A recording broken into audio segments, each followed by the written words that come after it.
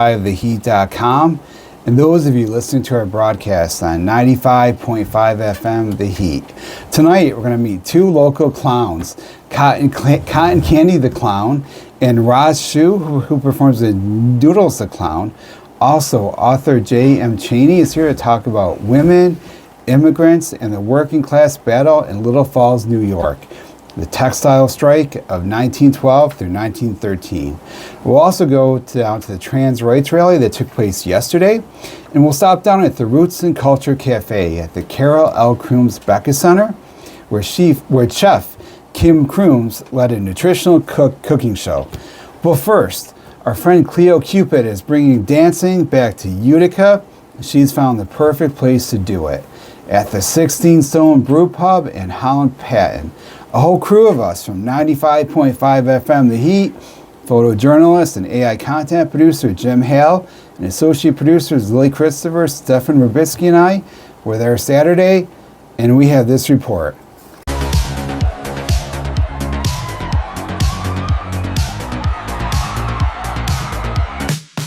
I'm Ron Klopfanstein. And I'm Lily Christopher. And we're at the 16 Stone Brew Pub in Holland Patton at the Electric Garden Dance Party. We're here with Cleo Qupid, the host and promoter of tonight's event. What is tonight's event? So tonight's event is the Electric Garden Dance Party. So it's kind of a glow dance party, as you can see from our lovely headbands. That's what makes it electric. Yes, absolutely. There's a lot of neon lights going on in there and a lot of black lights. It makes these lights brighter. It does.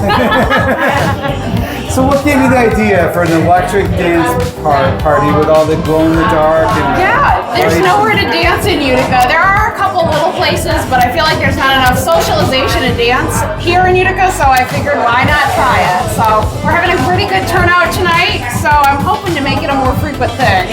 Yeah, no, come to Holland Patton. Don't always, I feel like people in Utica, they think they have to go out to Syracuse, but there's so much in the Holland Patton here that people don't realize that they have to offer. Absolutely, and 16 Zone is a great place to be. It's very friendly, very welcoming, so we're very welcomed here. Eric Constable is one of the owners of 16 Stone Brew Pub. You know, we like to just do a lot of different events here. We do everything from burlesque shows, sip and paints, dance nights like this. We actually do professional wrestling in the parking lot. My brother's a professional wrestler, Adam Stone, shout out. Just a little bit of everything. We do open mics, burlesque bingo, you name it, we'll do it. I'm here with Link, Maddie, and Kay. So tell us a little bit about your night out. Do you guys come here? Is this like a regular spot for you guys? You live in Holland Patton? Oh, absolutely.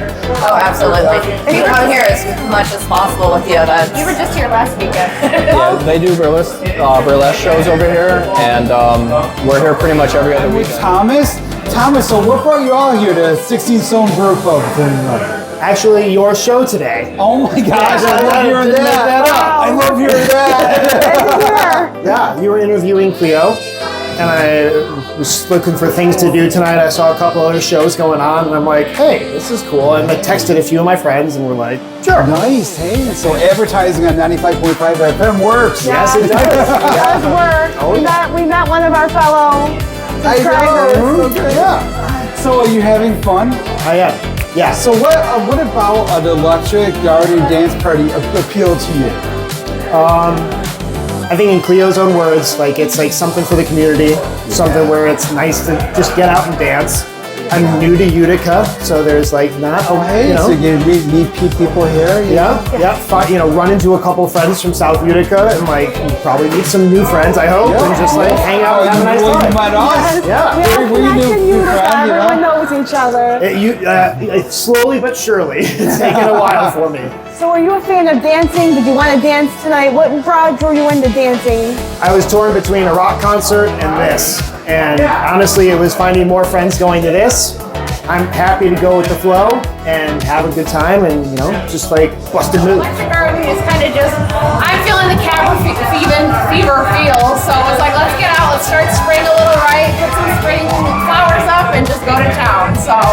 And what makes you choose, like this theme and even just dancing? Like what makes dancing feel like your happiness and Why do you want to share it with others? What gives it that type of joy for you? I just love to dance and move my body. I think it's a great expression, and I think it's a great way to connect with people that you don't know very well. You're all dancing together. Why not talk and introduce yourself? So, I don't know, just a socialization thing, but also I just love to dance. So. Dancing, fun, and culture bring people together. And Cleo Qupid has many more events like this planned in the upcoming future.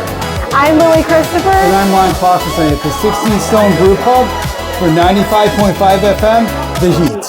Cleo Qupid's next event will be a retro rainbow dance party fundraiser for the Oneida County Pride Alliance in this year's Pride event. Festive attire is encouraged with pop-up performances by your favorite drag and local burlesque artists. That'll be Saturday, May 2nd at the Jewish Community Center on Oneida Street in Utica. It's for 18 and above, and the cover is only $5. We're going to have this story streaming tomorrow. You'll be able to find it on my YouTube channel, TikTok, and Instagram accounts, and on my Facebook page. We'll have this entire episode of Hot Seat Media Monday streaming on Wednesday at 9 p.m. at uticaphoenix.net/Media Monday. Well, my next guests know that laughter can do more than entertain. It can break the ice, bring people together, make a real impression. Joining me now in the studio are Cotton Candy the Clown and Shue, who's also known as Noodles the Clown. These two clown performers bring joy, creativity, and a real sense of fun to the audience. Welcome to the show. Roz, I want to start with you. So you said you also have a new character now, Yes. Willow? I'm not only Noodles the Clown, I'm also Willow. Now, what's the difference with the two personas? I think you got to move your mic a little bit to more towards us. There you go. Noodles is my first clown. She is what's called an auguste, which she has everything accentuated on her face. She is Like the white makeup, the red nose? yes, the Okay. happy-go-lucky, the Okay. prankster, just the funny person. Well, we think of it as the traditional clown. Yes. Yes. Yes. Now, I decided I needed a new look, and I became Willow. Okay. Now, who's Willow? did her first appearance in Utica Parade for St. Patrick's Day, Okay. and she is Her debut. She's a bag lady. Oh, so I she see. doesn't have the bright red nose. Yes. Yes. She is very downtrodden, but she's beautiful in her own way. Oh, I like that. She actually has what looks like What do you dress like for her? What is your makeup like? thrift store. Okay. Thrift store. Do you still do the makeup? The Yes, white, the yep. makeup is done like what you would expect a hobo tramp. Oh, I see. Right, right. The more traditional, like another traditional kind of clown. My inspiration for her was the bag lady from Home Alone. Okay. All right. Yes. So that's kind of the look that you get, and that's the feeling you get. She's very Yeah. kind, friendly, very quietly, Right. not like Noodles. And that's kind of like that's like a classic type of clown too. Like we would think of them like the male clowns with the bindle, with their belongings tied up on a stick and stuff. So like that's a part of clowning too. Have you studied a lot on like the history of the art form and what it's all about? Since 2014, I've been going to Northeast Clown Institute, and I've taken many classes, and What have you learned? I have learned that I live for clowning. Yeah. It is. I could be addicted to anything. It's putting on those noses and putting on the big shoes and making Right. people happy. Making people happy. Since I started, I became master clown. I've taken all the courses, and over the last couple years, I just became. It's a craft you have to work on and study. And Yes. work harder and harder. Now I'm on the board of directors of the Clown College, so that's one of my. So now you know it. Now you really do. And now you have And studied now I'm a lot. teaching. You do. Good for you. Is Cotton Candy, who's a new clown on the scene, is Cotton Candy one of your? Have you taught her about crafting her persona and what clown is all about? I call her my clown mother. Okay. Yes, Noodles is my clown mother. What does she teach you? Like when you decided you want to become a clown, there's a lot to do. Right. So I've known that I wanted to be a clown since I was in middle school. And those papers that say, "What do you want to be when you grow up?" I always really? put clown. Yeah. Oh my gosh, And good then for you. People, yeah, sorry.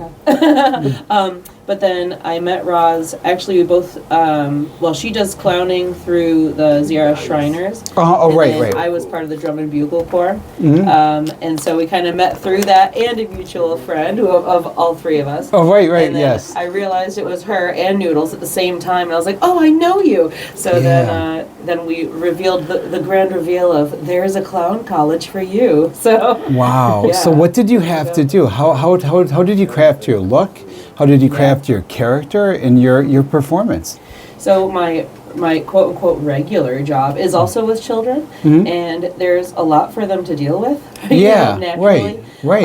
And so when I was thinking about clowning, especially recently, Yeah. I wanted to do something that was soft. I wanted to do something that was gentle and approachable. And I noticed you're like wearing light blue, light pink, yeah. Right. In your appearance, it has a smiley face. Yes. You're kind of going with a blue eyeshadow, pink nose instead of red nose, but it kind of has that soft look to it. Yes. Is that what Cotton Kitty, the character, is like? Yes, that's the goal. I have done one birthday party already, and Cotton Candy only came into official being at Clown College, which was at the end of January. Oh, so it's brand new for you then. Yes, it really is. specifically this whole thing. Yes. Yeah. But I got to go to the party, and you see kids, and they'll look at you and they're like, oh, and it takes a while for them to figure out, how to approach you. Right. But just right. being there and being gentle and things. It's not always about making kids cackle laughing. It's more about making them comfortable and kind of being a real life puppet in a way, and just being that not quite human but very human. Well, that's the thing too, and maybe Roz, you speak to this. You have to be a little bit over the top in a way, but also subtle in a way too, because Yes. your appearance can is striking. So you don't want to scare people with that, but you want to make them feel comfortable with all that. How do you balance that? You have to know your audience. Yeah, I would think. Yeah. I clown differently for the little children as I would teenagers. How and so? I also do, people have me come to adult parties as a clown Yeah. and twist balloons. Oh, right, yeah. And, just be the funny person there. You probably have to read the room. You do. I would imagine. You have to know your audience. There's things that you can be very,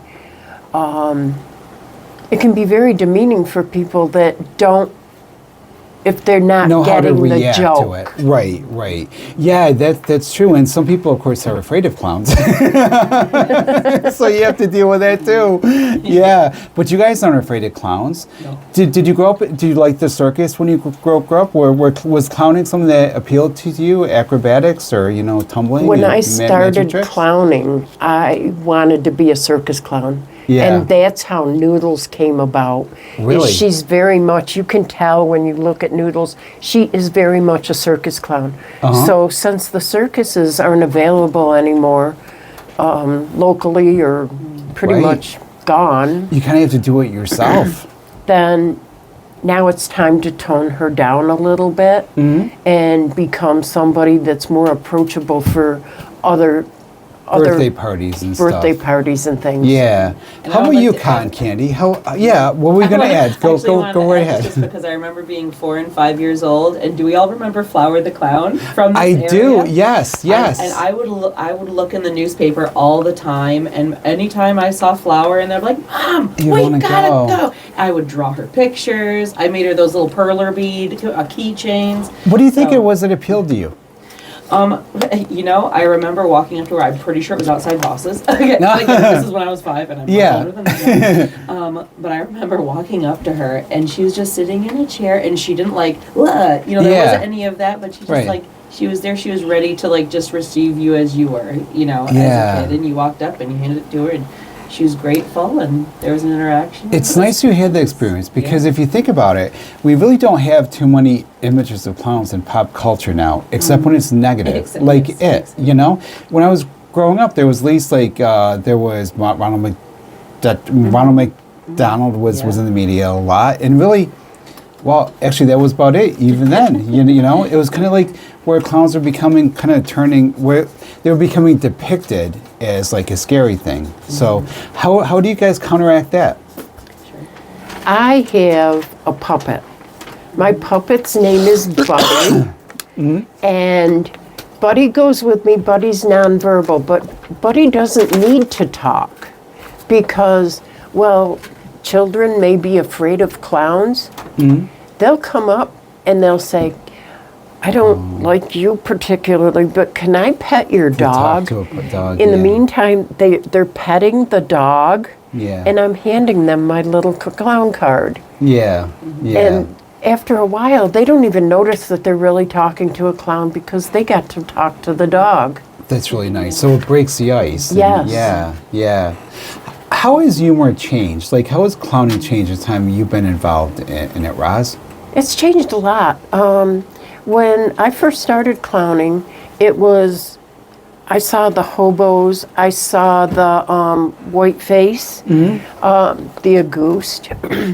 Now, that's the white face, the Auguste is a traditional classic what we think the different of. classes of the clowns. Now we're seeing more theatrical clowns. Interesting. And I think Cotton Candy can tell you more about the theatrical because I think that's like an emerging what I think kind, she kind wants of a to thing. start talking about next. Yeah, well, tell us about that. We have a few minutes left, so tell us about that. So we are about to have our second Clown Alley meeting. It's the Mo Valley Clown Alley, and Clown Alley is kind of like a clown club, but it was originally named Clown Alley because back when they had circuses, the literal alley behind the circus is where they'd hang out and makeup stuff. on, Oh, right. practice Oh, yeah.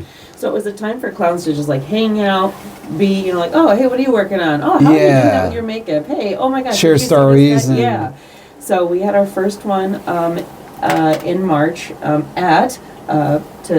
double hit here at 16 Stone Brew Pub in Holland Patton. Well, we love the 16 Stone Brew Pub, yes, so we yeah. do. Yes, we do.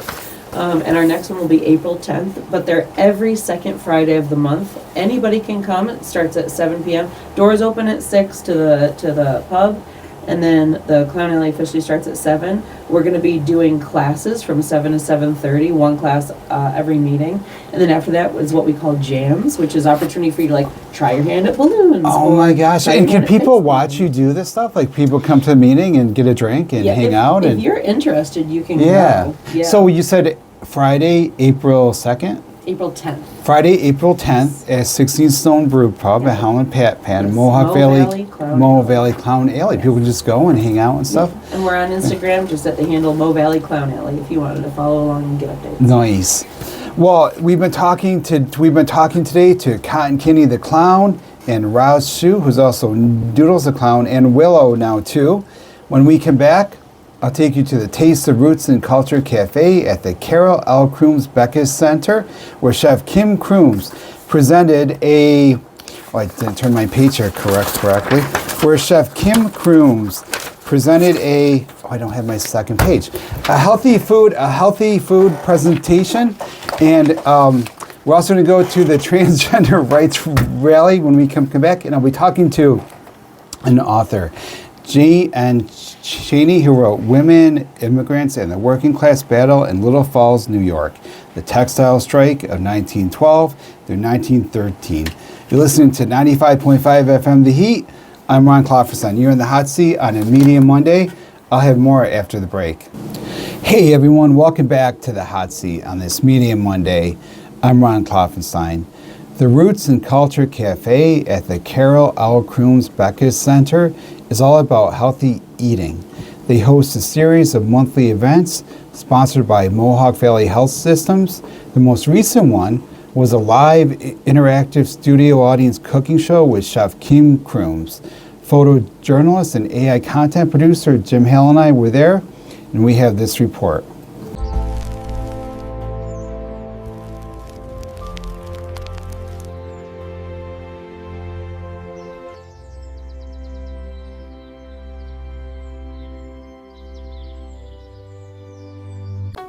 I'm Ron Klopfanstein at the Roots and Culture Cafe at the Carol L. Crooms Backus Center, where Chef Kim Crooms is giving a special demonstration on healthy cooking for National Nutrition Month.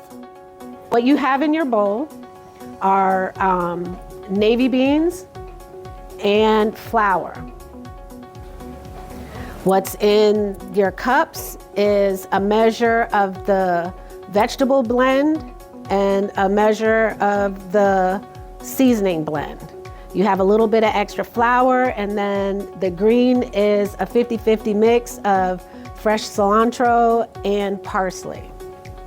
So this is like a bean fritter or a bean burger, or it could end up being like bean falafel. It depends on how you shape it. I'm with Chef Kim Crooms, and Chef Crooms, what's happening here tonight? Tonight we are having an sort of interactive cooking demonstration. We are talking about nutrition. It's Nutrition Month, so we're talking about nutrition and food, and I want to really make it kind of interactive with the participants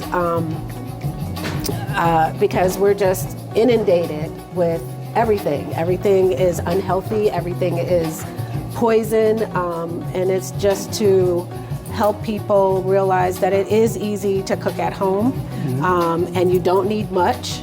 And with the rising food costs and the Carol L. Crooms Center going to have their farm this year, we're hoping we have a good enough harvest that the community can partake and lessen their food costs, and show them how to work minimally and get all the nutrition that we need.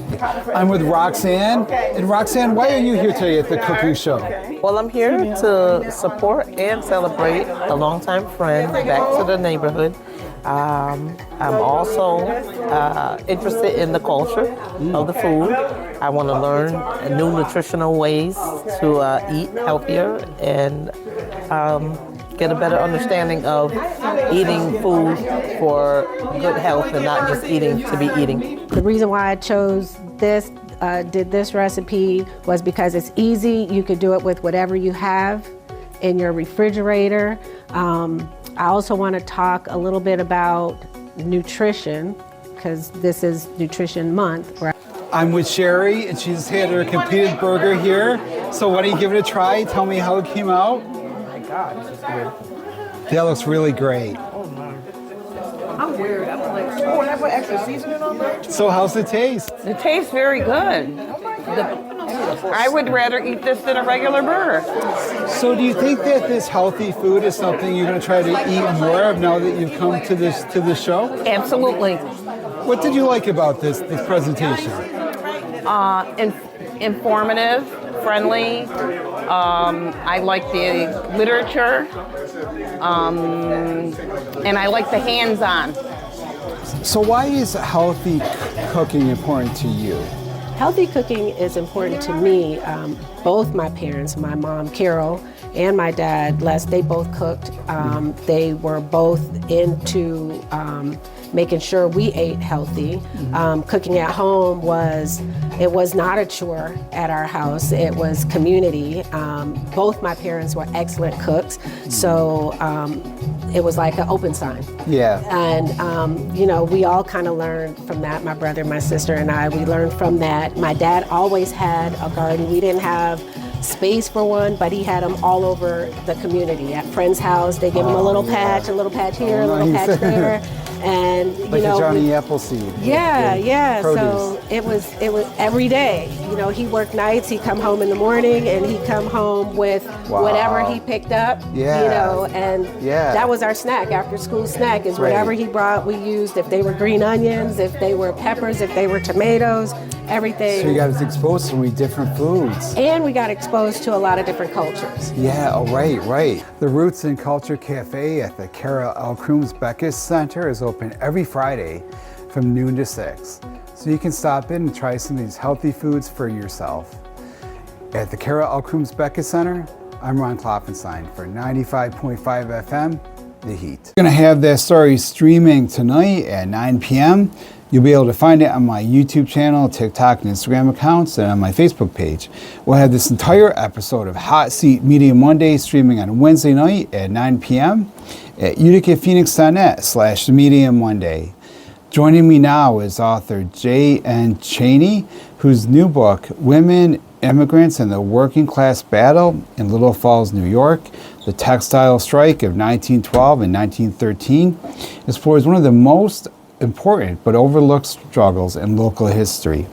It's a story of how immigrant women working in Little Falls textile mills stood up against pay cuts, brutal conditions, and powerful mill owners in a strike that became a major chapter in the New York State labor history. Welcome to the show, James. Thank you. I appreciate the opportunity. And just for clarification, everybody gets it wrong, but my last name is pronounced Cheney.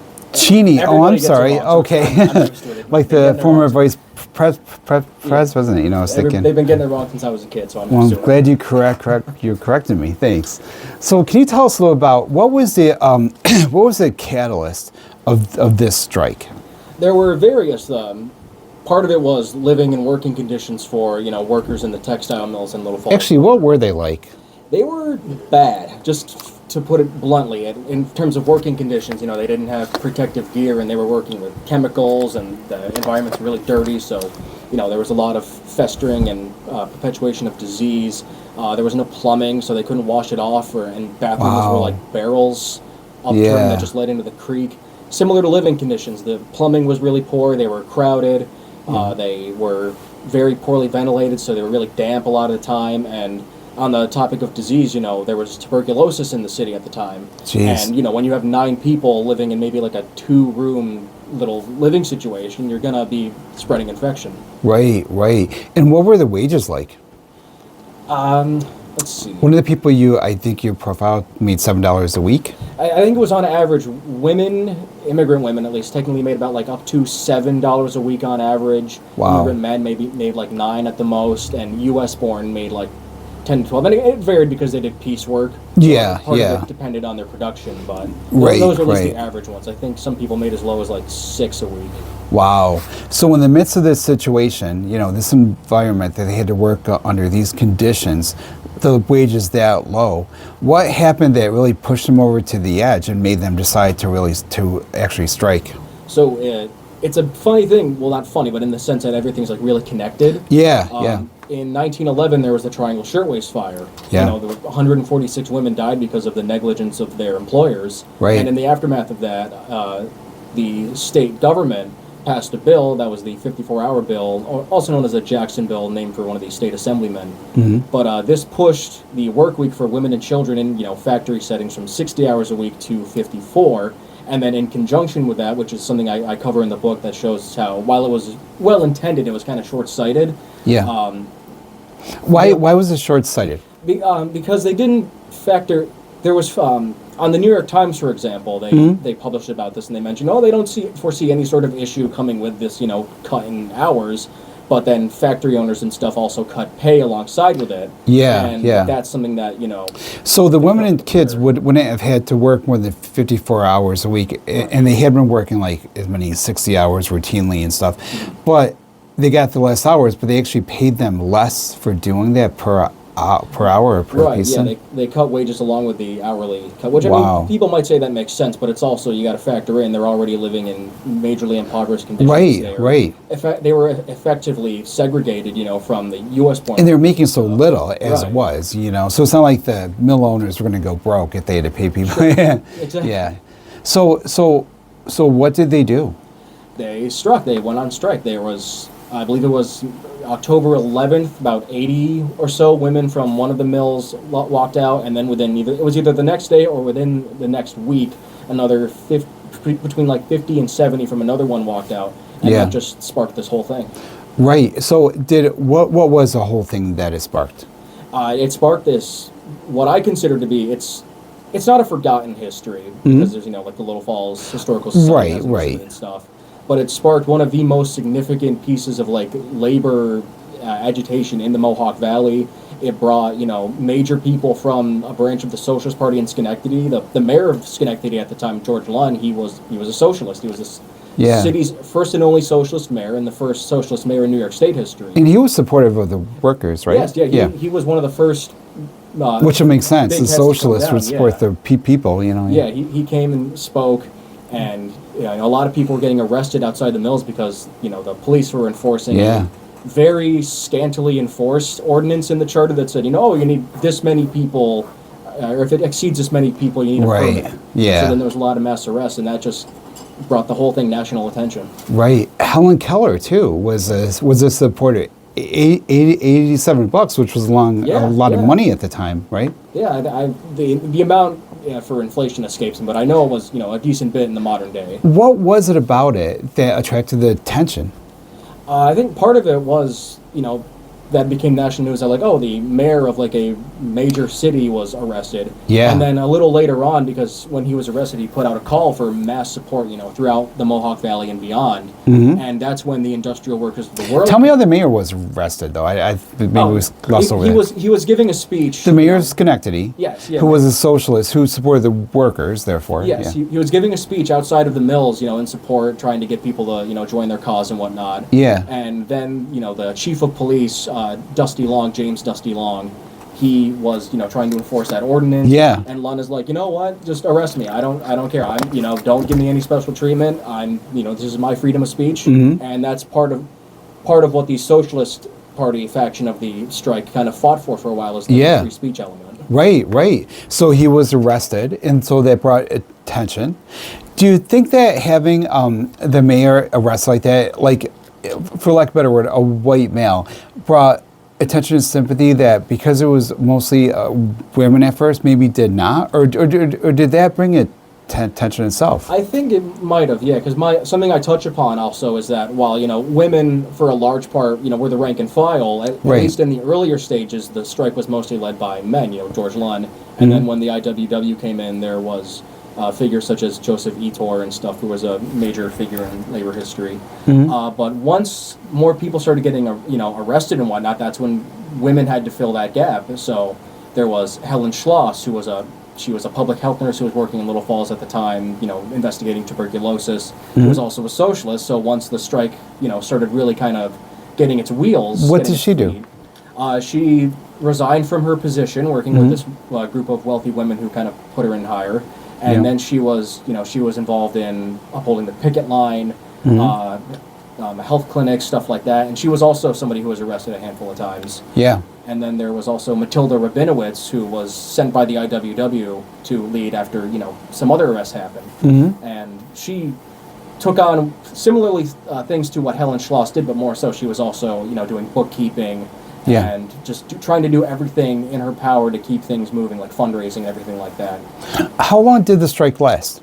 Little less than 3 months, but it was 87 days from October, it was either 9th or 11th, 10th, something like that, right around there, until January 3rd. A long time to be out of work, when you really have no money at all, and for the people to keep it going. Mm-hmm. What were the results of the strike?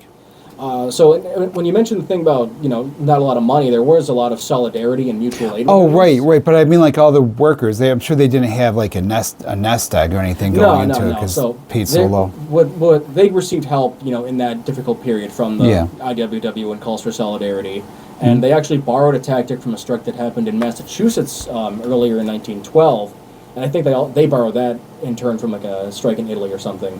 But they sent some of their children to live with host families in Schenectady who were socialists. Oh, good idea. And make sure, their kids could still enjoy Christmas and stuff like that. Right. And go to school and have stuff like that. So we're going to talk more about this after the break. We're talking today to J.N. Cheney. That's right. Who is the author of Women, Immigrants, and the Working Class Battle in Little Falls, New York. The textile strike of 1912 through 1913 explores one of the most important labor struggles in local history, in history itself. We'll talk more when we come back, and I'll take you to the trans rights rally held yesterday on Oneida Square in Utica. I'm Ron Klopfanstein, and you're in the hot seat on a Media Monday. I'll have more after the break. Hey everyone, welcome back to the show. On the next Hot Seat Media Monday, we'll talk to the founders of Finding the Next Step Together, a nonprofit group that helps families struggling with cancer. Also, my friend Dave Paul, who's a biker, he helps raise funds for that group and for other causes. He's going to be here to talk about how he uses motorcycle to make a difference. That's next Monday, March 30th on Hot Seat Media Monday, right here on 95.5 FM The Heat. Then the week after that, we have a special edition of Hot Seat Media Monday, where guest will be Lifetime Achievement Award winner Cassandra Harris Lockwood. That'll be Monday, April 6th, right here in the Hot Seat. The Oneida County Pride Alliance held its third annual trans rights rally on Oneida Square in Utica yesterday. I was there and I have this report. I'm Ron Klopfanstein on Oneida Square in Utica, where the Oneida County Pride Alliance is holding their third annual trans rights rally. I spoke to three of the participants, Matthew, Micah, and Soph, and asked them what their concerns were and what they were there to represent. Why are we here today, buddy? Fight for our rights. Fighting for our rights. Showing communal representation, trying to just be visible for our folks that can't be. Fighting for our rights to be seen, for healthcare, for our basic human rights is really why we're here, yeah. Healthcare is one of the big issues right now. Can you articulate like what the concerns are for transgender people at the moment? So it's a lot of political nonsense with folks just trying to control the rights of trans youth, trans adults, folks trying to dictate how we exist, how we transition, how we deserve our healthcare, just really just trying to control how we deserve to exist as a human being. The other issues? Well, I mean, healthcare is obviously one of the big ones, especially like youth healthcare. Like I mentioned, a lot of that has to do with like people just trying to control trans people. I think it's also trying to use trans people as a scapegoat for other things that are maybe happening in the country that have nothing to do with trans people. And like, what are some examples of that? We're just a big distraction right now, and I wouldn't say we are. We're not the ones who are saying like, oh, look at trans people. We're the ones who are saying, hey, maybe look at other things, because we're just here trying to exist, and then they try to control us. And I think a lot of it just has to do with trying to point blame at someone who's not actually doing things to distract. What would you like the community to know about transgender people? What are some of the misconceptions you'd like to clear up? What are the messages you have for the public? I think first and foremost that we are just folks, we're just people trying to live our best authentic life. From being tiny trans folks to adults that are just looking for basic human health care and feeling honestly just at home in our bodies like every human being deserves. Even if we don't know what we want. Even if it takes a while to figure that out, right? Yeah. The journey is every person's, it's everybody. Yeah, it's a lot that, we're just people, and we all just want to exist and have the rights and the health care and the opportunities that everybody else has. Ace Morial is the director of the Oneida County Pride Alliance, organizer of today's event. So Transgender Day Visibility is a day to celebrate and honor the transgender and gender nonconforming communities. It is a day to fight for their rights and to say that transgender people do in fact exist. They are not a threat. They're actually a vulnerable population in our community that needs to be protected. What do you think are some of the biggest misconceptions about transgender people? I think a lot of people start to say they have either a mental illness or they're confused. But the science and history are on our side, that transgender people are who they say they are. It is part of the natural diversity of the human experience, and it's something that should be protected and celebrated. I spoke to Kayla, a participant who held up a sign saying trans rights are human rights. In what ways do you feel like people aren't recognizing that transgender people are humans too? Well, I mean, just a few weeks ago, Kansas invalidated thousands of people's IDs overnight, just because they're trans. What does that do to them? Oh, so many issues. They can't drive legally. They can't get into government buildings legally.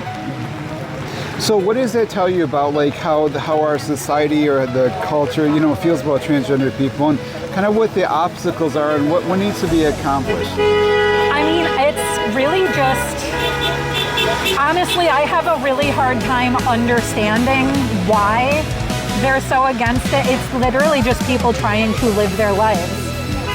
Sophie, what are your hopes for the future? What are your hopes for the future, honey? To What do you exist want? Oh yeah, please Like- go ahead.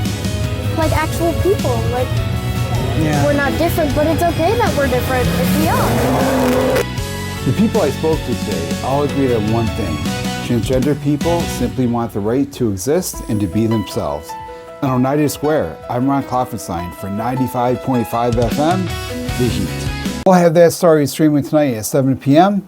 You can find it on my YouTube channel, TikTok, and Instagram accounts, and on my Facebook page. We'll have this entire episode of Hot Seat Media Monday streaming on Wednesday night at 9 p.m. at uticaphoenix.net/Media Monday. We're talking today to author J.N. Cheney, author of Women, Immigrants, and the Working Class Battle in Little Falls, New York, the Textile Strike of 1912 to 1913. James, welcome back to the show. Thank you. So now, what was the result of this textile strike that went on for, for 4 months, you said, right? A little under 3. Under 3.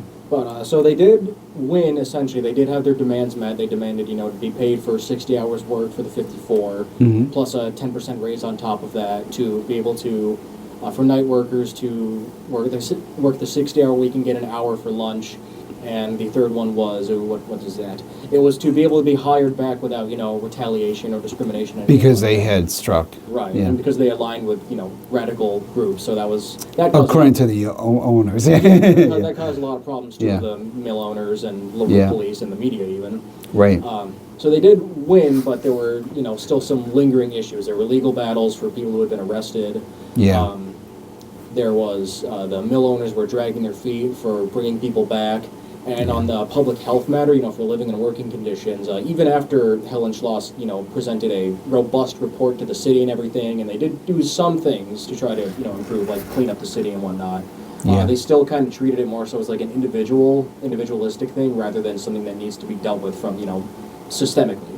Right. So they kind of treated it as if just the people who were on strike were the problem, had a thing that had to be solved, and now it's done. So, do you think that, how did the press treat this at the time? Especially in regards to the fact that it was so many women and children were involved. Did the press, would that make them more dismissive, or was they more, do you think that the press was more sympathetic to them because of that? At the time, though, people didn't really have a lot of concern for kids that had to work. There were some sympathetic publications, but most of those were, related or at least sympathetic to, the IWW, the Socialist Party. I think there was a Syracuse paper, I can't remember the name of it off the top of my head, but there was one that did publish a few, sympathetic articles. Yeah. But local media, for the most part, Little Falls Probably papers. bought out by the big money people. Yeah, so a lot, they were mostly some things never change. Yeah. But they were mostly saying, this is either pointless, they don't need to be doing this, or they were saying that the strikers are being taken advantage of by outside influences, by the socialists and the IWW, claiming that they just wanted to use them to be. Which is probably what they'd say now if that kind of thing happened I'm sure too. they would. I'm sure they would be shocked. Yeah. They were just trying to say they were taking advantage of them because they wanted to spread chaos and initiate violence and stuff. When most 99% of the violent incidents in the strike were instigated by local police and strike. As always, right. So now, what interested you about this? So part of this was that it was actually based off my senior thesis that I did when I was, going for my bachelor's at Utica. Utica University. Then it was even college, actually. So that's right. Yes, it was. When I first got a job there, it was Utica College, yeah. But so the theme was... I still call it that at times. Sometimes. The theme was race, class, gender, and constitutionalism in the Mohawk Valley. And, at that even... Who was your professor, if you remember? Dr. Harris, Dr. Clem Harris. Oh, great. It's always good to get a shout out to the teachers there. I was like that. Yeah. And I know he's one of the best. Oh, yeah. But I'd already been, even prior to this, interested in socialist history, labor history, stuff like that. So I wanted to find something that was within that field, and then I came across this, and that covered pretty much everything. I had to sub, nationality/ethnicity for race, but class, gender, people are arguing over, the constitutionalism of the 54-hour bill and the free speech fight. So it encompassed all of these. So many current issues. Yeah. There's a lot of parallels to, I draw some to like the New Deal era and the Reagan era, but there's definitely so many that are drawn just to today. Right. So what was your process of making like your senior project into an actual book? So part of me knew there was more to what I was able to find because, as we talked about during the break, I graduated during COVID. Yeah, so right. Right in the middle of the research, I kind of, minus a few things I might have been able to find online, I kind of had to work with what I had. Right. You can like go out there, do interviews and stuff. Yeah. But then a couple years later, I got a job actually at, institution where I could do this sort of research. Yeah. And I've just been building and building upon it. So there was a lot of combing of, all these different online archives. I took a trip to the Little Falls Historical Society. My friend Robert Albrecht, who wrote the foreword, I got in contact with him because we became friends over this. Yeah. I contacted him on Facebook. We met a handful of times. He gave me this giant shoebox full of sources and whatnot. And if it wasn't for him, there's a lot that I wouldn't have been able to probably have found, or I wouldn't have found nearly as quickly. Yeah. So there was just a lot of different facets of the research, and then of course a small handful of secondary sources too. Right. So the story still inspires you. Are there any like individuals? You mentioned some individual stories, and like during this time, who really like stand out to you as good examples of like how people should be. It's hard to pick. There's so many, I'm sure. Like all the women, all the children, and the men too, like who actually struck were so incredibly brave, to do that. If I had to pick a couple, there's Helen Schloss. She dedicated her whole life to this. She was already years prior to this working as a public health nurse in like New York City. And she resigned a position with like the upper class, probably a comfy sort of position to be by the side of the strikers. Then she did a lot of this stuff even later in her life, or at least as far as we know. Her story kind of cuts off because of documentation and whatnot. Oh yeah, right. But there's her. George Lunn. He was one of the forerunners of like trying to get this struggle more attention and more people to join it. Members from the IWW like Matilda Robbins. What is the IWW for those who don't know? Yeah, the Industrial Workers of the World. They were they're still active today, not nearly as much, but they were a radical labor union that was kind of, more antithetical to capitalism. They were contrasted with what the American Federation of Labor would do, which was a more conservative union. Right. Why do you think that do you think that the United States will go through a cyclical thing and like maybe labor will become more strong again? It seems like right now we're at a point where workers are completely under the thumb of the billionaires and stuff. And will that change?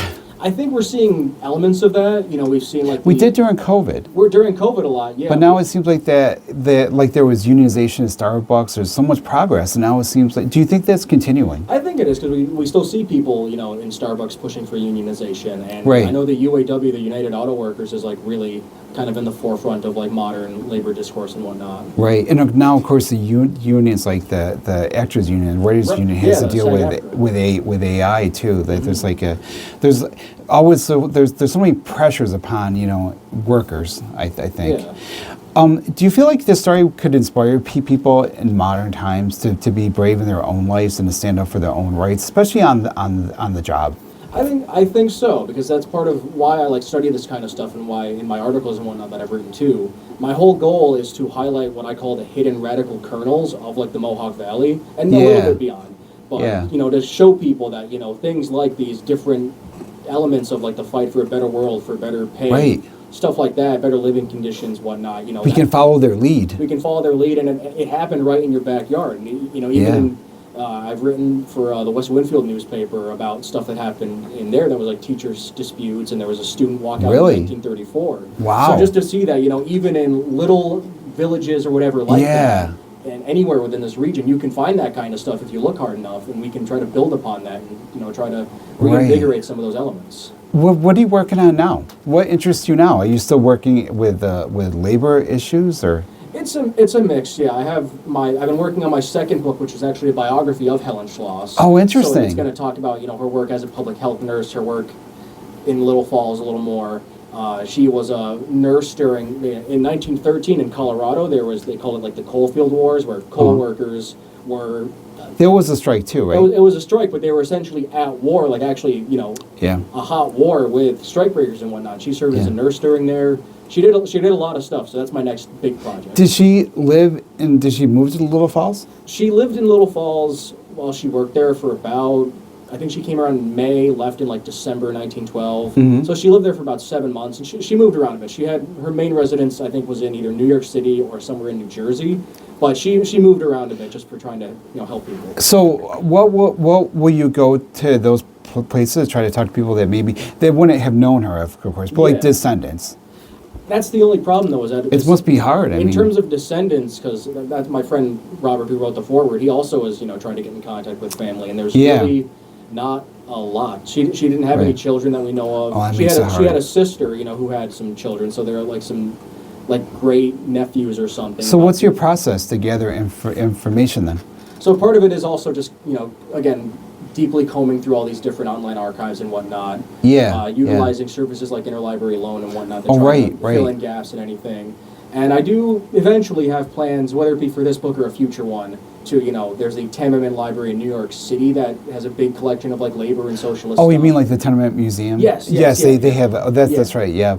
Now I gotta ask you. So I teach at Utica University too. My students now they began last week their semester project, a half a semester working on one topic.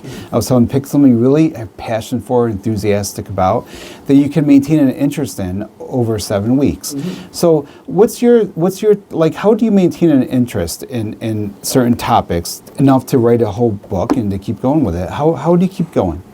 Part of it, I think, is just just that.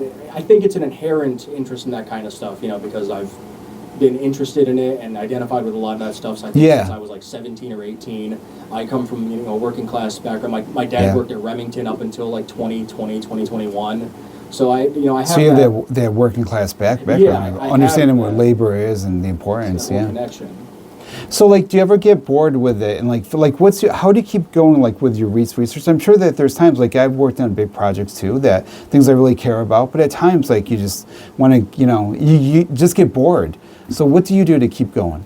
It's funny. I'll just go from the big project to a smaller project. Maybe instead of working on the big 200-page book, I'll be okay, well maybe I could just go work on an article I could send to the newspaper. I see. Or an online one that's only going to be a couple thousand words max. So give yourself some little breaks that. And maybe then you can expand your portfolio at the same time. That's true. And also maybe get different perspective on your topic. You might be doing some research for that, come across this great thing and think, oh wow, she also did that, or someone said this about her and stuff.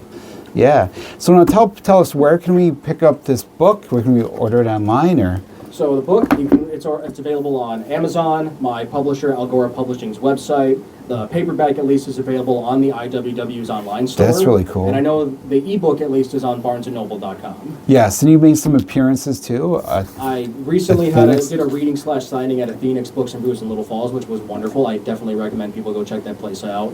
I'm giving, next week, actually, at Utica, I'm giving a PIO talk related to a PIO talk. Yeah. Oh, great. And then... so when's your PIO talk?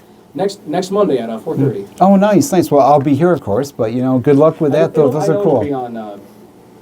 It'll be recorded on they'll record it stuff. So yeah. And then Saturday, April 11th at 12:30, and I have to work out a couple of details with the people there, but there's also going to be an author event at the Little Falls Public Library. Oh, nice. Everything I have coming up so far. Well, we're talking today to author J.M. Cheney, who's author of Women, Immigrants, and the Working Class Battle in Little Falls, New York. The textile strike of 1912 through 1913 explores one of the most important labor struggles in local history and labor history. Thank you to our listeners for tuning in tonight on 95.5 FM The Heat. We'll have this episode of Hot Seat Medium Monday streaming Wednesday at 9 p.m. uticaphoenix.net/Medium Monday. Our sound engineer is Jonathan Brooks. He's DJ J Easy. He's up next with the Easy Ride Home. Jim Hale records the show for YouTube and podcasts, and he's our AI content producer. Stefan Rubitsky, Nabil Khan, Lee Christopher, and Nick Phillips are our associate producers. And I'm your host, Ron Klopfanstein. I'll be back next week with another Hot Seat Medium Monday. This is Ron Klopfanstein. Meet me in the Hot Seat every Monday at 5 p.m. for Hot Seat Medium Mondays on 95.5 FM The Heat.